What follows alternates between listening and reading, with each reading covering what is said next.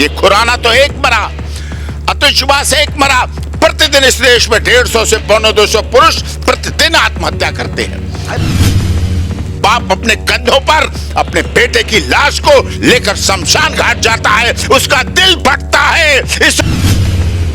अब इस नारे को बदलना होगा कि बेटी बचाओ बेटी पढ़ाओ। अब नारा लाना पड़ेगा बेटा बेटी एक समान, कहता है भारत का संविधान।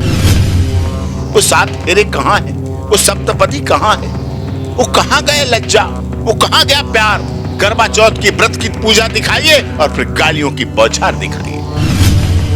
नमस्कार दोस्तों, बेंगलुरु के एआई इंजीनियर अतुल सुभाष के बाद दिल्ली में जो बिजनेसमैन है पुनीत खुराना की मौत अपने आप में सोसाइटी के लिए एक बड़ा झटका है।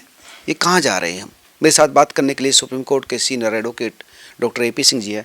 डॉक्टर सर, ये जो मामला सामने आया, नया मामला है, अभी तक तो उसकी ही हम गम मना रहे थे, अब ये पुनीत का मामला है, तो क्या हो रहा है? ये पुनीत खुराना की मौत नहीं है, ये दिल्ली के एक व्यापारी की मौत नहीं है, एक विवाहित युवक की मौत नहीं है, ये सिस्टम की मौत है, हमारे सिस्टम की मौत है। सिस्टम की वजह से उसे आत्महत्या का प्यार करना पड़ा, आत्महत्या को गले लगाना पड़ा।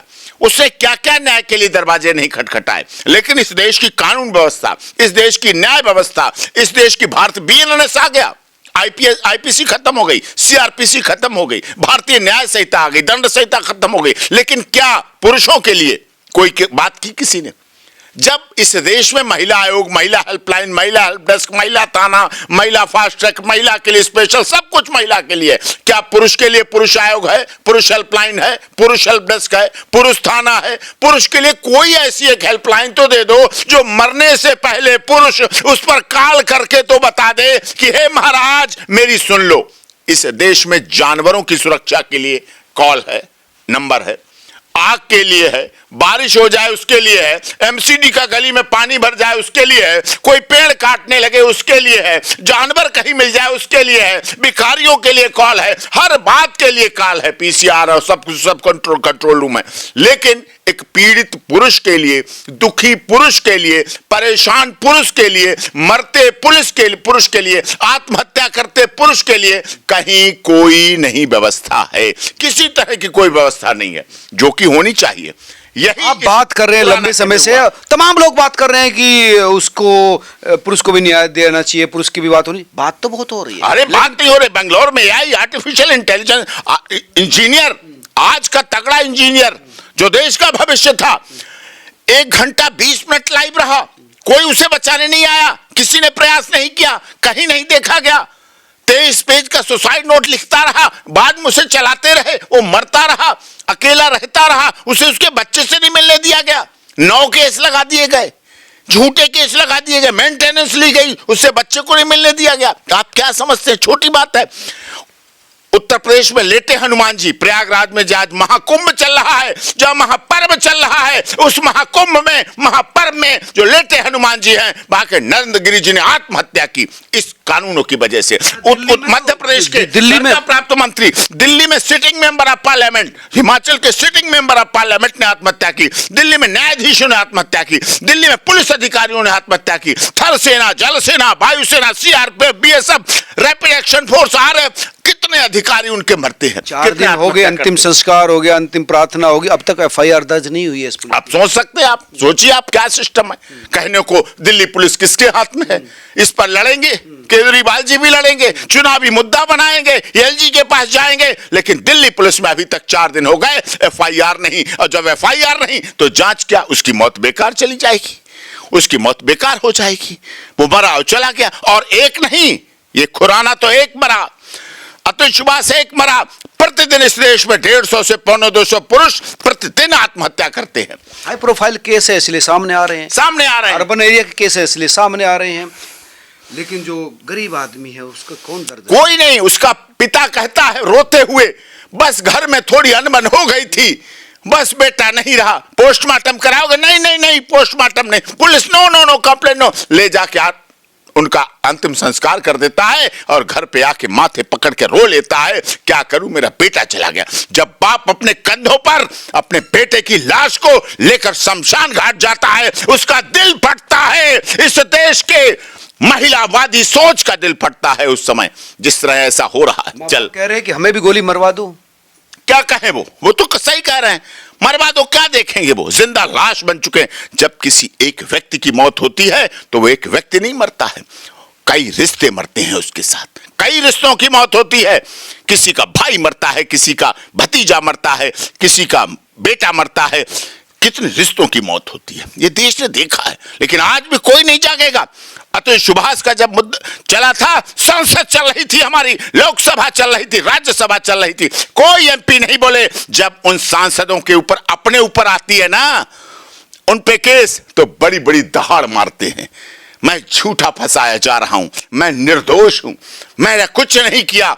लेकिन जब अतुल सुभाष या खुराना मरते हैं तो न मुख्यमंत्री बोलते हैं, न कोई सरकार का व्यक्ति बोलता है। इसके नारी वाली बोले, वो महिला जो वीडियो सामने आई, ऑडियो से नॉन स्टॉप उसको गाली दे रही और वो आप करके बात कर रहा है। सोचिए, आप सोचिए, गालियां सह सह, क्या ये ऐसी 7 फेरों की कसम होती है कि तुम्हें गाली खानी पड़ेगी? यही टीका लगाया जाता है, तिलक किया जाता है, यही आरती उतारी जाती है, यही पूजा की जाती है कि हम तुम्हें ब्याह के अपनी मौत ला रहे हैं। इस तरह की भावना चले। मैं मानता हूं सारे केस झूठे नहीं होते महिलाओं के, लेकिन इन झूठे केसों की वजह से जो सच्चे केस हैं 2-4%, वो भी केस दब जाते हैं। और जो सही रूप में पीड़ित है, जो सच्चाई में पीड़ित है, जो सच में दुखी महिला है, वो महिला थाने भी नहीं जा पाती, वो रिपोर्ट भी नहीं करा पाती। वो किचन में आंखों में आंसू पोंछ के चाय बना के लाके रख देती है और शाम का खाना बच्चों के लिए और अपने पति के लिए लाके दे देती। वो महिला सच में पीड़ित है। लेकिन जो पीड़ा के नाम पर, ग्रीवेंसेस के नाम पर, शिकायत के नाम पर पुरुष का दोहन होता है, वो आज तक चल रहा है। और जब तक इस पर प्रॉपर पुरुष आयोग, पुरुष मंत्रालय, अरे एक हेल्पलाइन तो बनाइए आप। आदमी रोता मरने से पहले कॉल तो करे, आप आंकड़े तो लीजिए। कितने एनजीओ काम कर रहे हैं, कितने लोग इस पर मांग कर रहे हैं, डिमांड कर रहे हैं, लेकिन सरकार नहीं सुनना चाहती। देश की महामहिम राष्ट्रपति जी हैं, अब क्या कमजोरी रहेगी? 2-2 बार देश की महामहिम राष्ट्रपति रह ली, अब क्या कमजोरी रहेगी? कितनी महामहिम मंत्री हैं, कितनी महामहिम प्रदेशों की गवर्नर है, कितनी सांसद है, कितनी न्यायाधिकारी है। 30% आरक्षण दे दिया मोदी जी ने संसद में, अब भी कमजोरी है। आकाश पाताल धरती तीनों लोक में एक साथ महिलाएं हैं। दुनिया की सबसे ज्यादा एयर सर्विसेज में हमारी महिलाएं हैं, बहनें हैं, बेटियां हैं, सेना में हैं, सब जगह हैं। फिर किस लिए भेदभाव? फिर तो डॉक्टर भीमराव अंबेडकर जी के बाबा साहब को हटा दीजिए संविधान को, जो संविधान निर्मात्री सभा के सदस्य रहे, और डॉक्टर राजेंद्र प्रसाद जी जिसके अध्यक्ष रहे। उस संविधान में क्या लिखा है? उस संविधान में साफ तौर पर लिखा है, कंधे से कंधा मिला के चलाइए। अब इस नारे को बदलना होगा कि बेटी बचाओ बेटी पढ़ाओ। अब नारा लाना पड़ेगा, बेटा बेटी एक समान कहता है भारत का संविधान, ये लाना पड़ेगा। तो ये बेटा बचाओ की तरफ जा रहा है मामला। अब डरते हैं लोग। पहले सोचती थी बेटियां कि मैं उस घर में जाऊंगी, ब्याह के जाऊंगी, कैसा घर मिलेगा, ससुर मिलेगा, देवर मिलेगा, सास मिलेगी, पति मिलेगा, नंद मिलेगी, जेठ मिलेगा, जेठानी मिलेगी।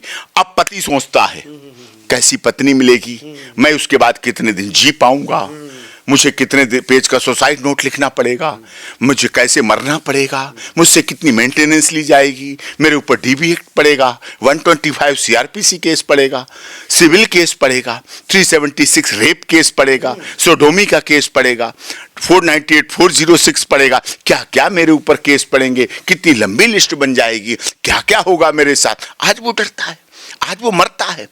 देखिए ना, हिमाचल के सिटिंग मेरे बहुत अच्छे जानकार थे, वो अपनी बात संसद में रख सकते थे, बोल सकते थे, वो नहीं बोल पाए, सुसाइड कर लिया। दिल्ली में न्यायाधीश ने आत्महत्या की। कितने दिल्ली पुलिस के अधिकारी जो आतंकवादियों से लड़ जाते हैं, भिड़ जाते हैं और पकड़ लेते हैं उनको, बड़े बड़े ड्रग्स पैडलर को जिन्होंने पकड़ लिया, लेकिन वो महिला के आगे झुक गए, मजबूर हो गए और उन्हें सुसाइड का रास्ता अपनाया। थल सेना, जल सेना, वायुसेना के, मैं चेन्नई जाता हूं, वहां बुलाते हैं लोग, बड़े बड़े सेमिनार करते हैं, कहते हैं आपकी मोटिवेशनल स्पीच, आपका बोलना हमारे कितने अधिकारियों की जिंदगी को बचा देता है, कितने अधिकारी हमारे आत्महत्या से बच जाते हैं। इस तरह की रचना चल पड़ी है, इस तरह की आत्महत्या का। और 150 से 250 पुरुष, ये आंकड़ा है नेशनल क्राइम रिकॉर्ड ब्यूरो का, आत्महत्या करते हैं। कहते हैं अतुल सुभाष की पत्नी ने भी प्रोवोक किया कि मर के दिखाओ, इधर मर के दिखाना, मर जा जाके, आदत पड़ चुकी है। और कितने ऐसे केस हैं, मैं व्यक्तिगत रूप से जानता हूं, चंद पैसों के लिए, चंद प्रॉपर्टी के लिए पतियों को तकिया दबा के सांस रोक के मार दिया गया यहाँ इसी 2 दिल्ली करोड़ का मामला, उसके घर भी उसी पत्नी के नाम था, अब 10 बस मेंटेनेंस मांग रहे थे, 70,000 सब कुछ दे देते हैं, प्रॉपर्टी दे देते हैं। इस देश में सबसे अधिक रेवेन्यू में, रिकॉर्ड में प्रॉपर्टी अगर है तो किसके पास है? महिलाओं के पास, नारियों के पास, हमारी माताओं बहनों के पास। उसके बाद भी कमजोर, उसके बाद भी ऐसा। जिस देश में प्रधानमंत्री इंदिरा गांधी रह ली, सिस्टम अब तक FIR दर्ज नहीं हुई पुलिस से। ये सिस्टम ये क्या कहता है? और मुझे तो नहीं लगता इसमें कुछ आगे हो पाएगा। मुझे तो नहीं लगता ऐसे हर व्यक्ति की मौत होती चली जा रही है। वो तो कोई कहेगा भी नहीं, वो तो सीधे मर जाता है जाके। कोई ट्रेन से कट जाता है, उसे ट्रेन एक्सीडेंट मान लिया जाता है। कोई छत से कूद जाता है, उसे कहते हैं पैर स्लिप हो गया, छज्जे से गिर गया। कोई जहर खा लेता है, कोई कुछ कर लेता है, कोई सोचते सोचते घर में मर जाता है। सोचो ना, उस डिप्रेशन को समझिए, वो दौर से कैसे गुजरता होगा वो व्यक्ति, मानसिक पीड़ा से कैसे गुजरता होगा, जिसे अर्धनारीश्वर, जिसके लिए अर्धनारीश्वर का रूप हमारे भोले बाबा शिव जी ने रखा, वो कहां है? वो 7 फेरे कहां है? वो सप्तपदी कहां है? वो कहां गए लज्जा? वो कहां गया प्यार? वो कहां गया करवा चौथ का व्रत? वो कहां है? करवा चौथ की व्रत की पूजा दिखाइए और फिर गालियों की बौछार दिखाइए, फिर कहिए मर जा जाके। क्या इसके लिए करवा चौथ की पूजा का आयोजन किया जाता है? क्या इसके लिए पूजा की जाती है? कुछ गलत लोगों की वजह से समाज में, कुछ गलत विकृतियों की वजह से हमारा समाज पतन की ओर जा रहा है, पाश्चात्य सभ्यता की तरफ बढ़ रहा है समाज। और इससे क्या होगा? जब पत्नी और पति का नहीं बसेगा तो समाज में कितना बड़ा करप्शन फैलेगा। पति कहीं जाएगा, पत्नी कहीं जाएगी, कोई लिव इन में रहेगा, कोई लिव इन रिलेशन में जाएगा। ये क्या होगा? चरित्रहीनता फैलेगी, खुलेआम फैलेगी चरित्रहीनता, जिसकी वजह से आप फिर कुछ भी कहें। फिर क्या होगा? 6 साल बाद ऐसा हुआ हमारे साथ, 7 साल शादी का झांसा देके, ये सब आरोप आएंगे, प्रत्यारोप आएंगे, जेलें भर जाएंगी, जेलें भर रही हैं। अब रास्ता क्या निकले? रास्ता न्याय, देखिए इस पर माननीय सर्वोच्च न्यायालय को, हमारी देश की माननीय लोकसभा, माननीय सदस्य राज्यसभा और विधानसभाओं को इस पर खुले मन से चर्चा करनी पड़ेगी। ये शर्म झिझक हटानी पड़ेगी कि हम पति की सुरक्षा के लिए अगर बात करेंगे तो कोई शर्म की बात है नहीं। अब ऐसा नहीं रहा, खासकर महानगरों की हालत बहुत खराब है। महानगर में एकल जीवन जी रहा है व्यक्ति। पहले क्या होता है? सबसे पहले पत्नी आती है, अपने उसे माता पिता से अलग करती है, भाइयों से अलग करती है। हाँ भी वो माँ से अलग रह रहे, सबसे अलग अलग करके फिर वो आ जाता है अकेले। इतने अकेले होने में तो प्यार में बसा रहता है। जब अकेले होता है तब उसका टॉर्चर शुरू होता है, तब उसका हरसमेंट शुरू होता है, तब उसके लिए क्रूरटी शुरू होती है, तब उसके ऊपर मानसिक उत्पीड़न शुरू होता है, जो शारीरिक, मानसिक और आर्थिक तीनों उत्पीड़न से जब वो झेलता चला जाता है, चक्री बन जाता है, चक्री बन जाता है, फिर वो गले लगाता है मौत को। बाप उसकी सुन नहीं रहा होता है, भाई उससे दूर हो चुका होता है, भाभी उससे बात नहीं करती, बहन कहती तूने अपने माँ बाप को छोड़ दिया, मैंने भी तेरे को छोड़ दिया। सब उससे दूर होते चले जाते हैं। दोस्त वो बना नहीं पाता, पत्नी के अंकुश की वजह से वो अकेला रह जाता है। अकेले का क्या साथी है? मौत, आत्महत्या। फिर वो कोई सुसाइड नोट लिखता है, कोई लाइव आता है, कोई वीडियो बनाता है, कोई कुछ नहीं बोल पाता, कोई सीधी ट्रेन में अपने को हुत देता है, कोई बिजली को पकड़ लेता है, कोई जहर को खा लेता है, कोई छत से कूद पड़ता है, कोई वैसे ही हार्ट अटैक हो जाता है। ठीक कह रहे वकील साहब, ये जो सीरीज है वो खत्म होनी चाहिए। पुरुषों की मौत अंतिम सिलसिला नहीं बनना चाहिए। जरूर है कि न्यायपालिका, व्यवस्थापिका इस ओर ध्यान दे, कानून में संशोधन करे, बराबर करे, क्योंकि अब बराबरी की बात चल रही है तो उस बराबरी दिखनी भी चाहिए, मिलनी भी चाहिए। पुरुष ना मरे, ये मुहिम भी चलनी चाहिए।